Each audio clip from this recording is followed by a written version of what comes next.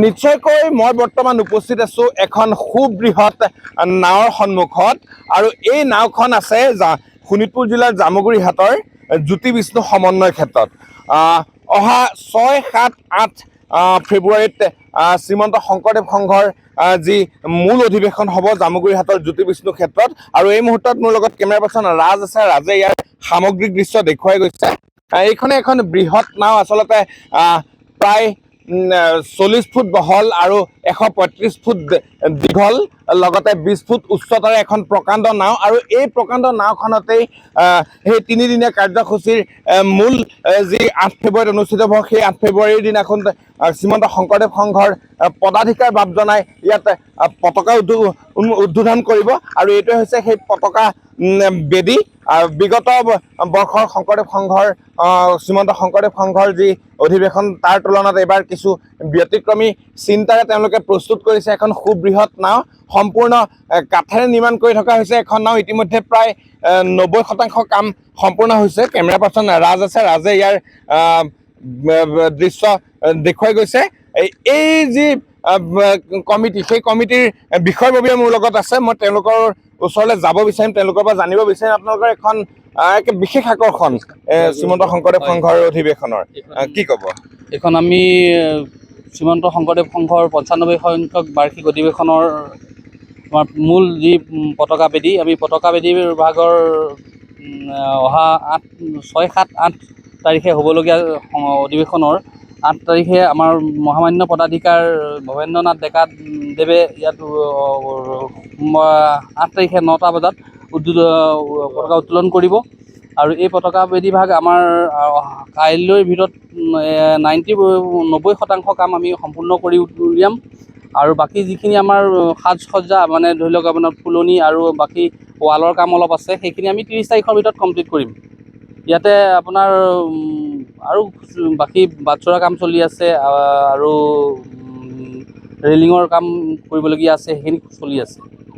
এই যি 95তম বৰ্ষত অতিক্ৰম কৰিছে শ্ৰীমন্ত শংকৰদেৱ সংঘৰ মূল অধিৱেশন, তাৰ এইবাৰ মুখ্য আকৰ্ষণ আমি মুখ্য আকৰ্ষণ বুলি সেইবুলি ভবা নাই। আৰু আমি ৰাইজৰ আশীৰ্বাদত আমি সভাপতি সম্পাদক কমিটিখনে আমি মিলি আমি এটা আলোচনা কৰি এতিয়া আমি ভাবিছিলোঁ যে ভাল এটা ব্যতিক্ৰমী ব্যৱস্থা আমি কৰিম বুলি ভাবি লৈছিলোঁ আৰু ধাৰ্য কৰিছিলোঁ। সেইমতে আমি কাম কৰি গৈ আছোঁ। এতিয়া কি হয় ভক্তপ্ৰাণ ৰাইজৰ ওপৰত কথা। আৰু কি দি বনোৱা হৈছে? আমি ইয়াতে প্ৰায় এতিয়া বৰ্তমানলৈকে 1100 কেবি কাঠৰ প্ৰয়োজন হৈছে। প্ৰায় 200 পিচ প্লাইৰ ব্যৱহাৰ কৰিছোঁ। বাঁহ, কাঠ, প্লাই এইখিনি আমি ব্যৱহাৰ কৰিছোঁ। আৰু প্ৰায় ইয়াতে 2 কুইণ্টেল মান গজাল ব্যৱহাৰ হৈছে।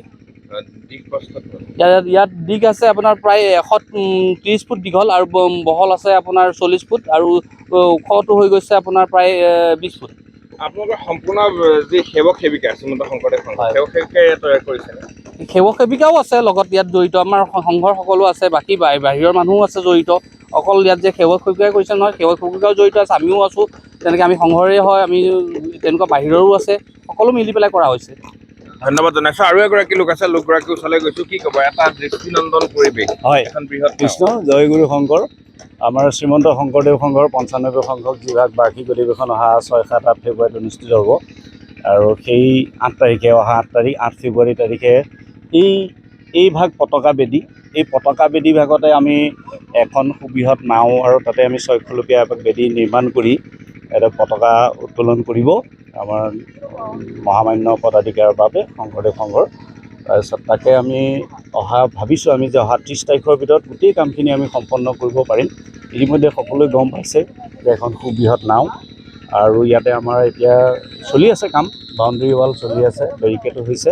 আমি খন্তেক পিছতে ইয়াতে পানীৰ ব্যৱস্থা কৰিম। নাওখন যাতে পানীত আছে এনে এটা ধাৰণা দিবৰ কাৰণে বিভাগ হ'ব। ফুলনি এনেকৈ ধুনীয়াকৈ আমি সাজ সজ্জা কৰিবৰ কাৰণে আমি পৰিকল্পনা যিটো আছিলে, আমি সেই পৰিকল্পনা মতেই আগবাঢ়িছোঁ।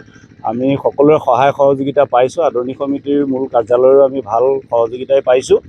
আৰু আমি সকলোকে ধন্যবাদ জনাইছোঁ আৰু সকলোকে আমি উত্তৰ পূৰ্বাঞ্চলৰ সকলোকে ভক্তপ্ৰাণ ৰাইজক আমি আমন্ত্ৰণ জনাইছোঁ যাতে এই বৰ্ষত আমাৰ শ্ৰীমন্ত শংকৰদেৱ সংঘৰ যিভাগ আমাৰ অধিৱেশন, এই অধিৱেশন ভাগৰ কেইবাটাও আকৰ্ষণীয় দৃষ্টিনন্দন ইয়াতে আমি বস্তু দেখা পাম।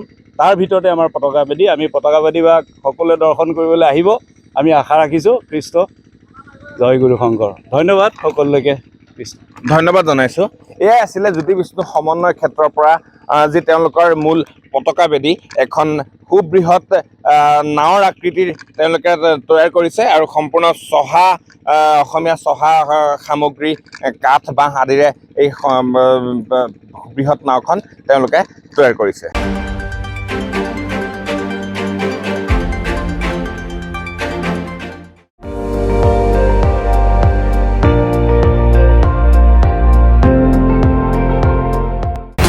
আপুনি চাই আছে ND24, সৰ্বশ্ৰেষ্ঠ নহয় সৰ্বোত্তমৰ দৌৰত।